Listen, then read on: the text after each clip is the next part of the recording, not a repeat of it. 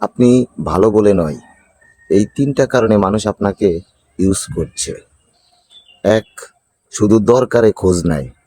২ হচ্ছে আপনার নাকে গুরুত্ব দেয় না। ৩ নাম্বার হচ্ছে আপনার সময় ও কাজকে ছোট করে। সমস্যা মানুষ না, আপনি বাউন্ডারি সেট করেন না।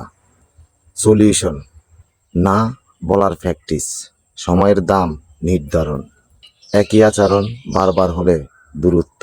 এই ৩টা মিললে চুপ না থেকে সিদ্ধান্ত নিন। রাজনীতিতে সবচাইতে মারাত্মক এই ২টা ভুল কর্মীরা টের পায় না। আপনি পরিশ্রম করেছেন বাট ভুল জায়গায়। অন্ধ আনুগত্য, ডেটা তথ্য ছাড়াই। নিজের স্কোর শূন্য, শুধু স্লোগান। পাওয়ার শিফট হলে নেতা বদলায়, স্কল থাকলে আপনাকে কেউ বাদ দিতে পারে না। এটা সলিউশন: নিজের পরিচয়, স্কল প্লাস কাজ। ৬ মাসে একটা স্কল, মিডিয়া, সংগঠন। তথ্য যাচাই ছাড়া সিদ্ধান্ত না, নেতা বদলাবেই। স্কল থাকলে আপনি টিকে থাকবেন। এই একটা ভুলে মানুষ বারবার ঠকে। আপনি বুঝতেও পারেন না আপনার একটা অভ্যাস।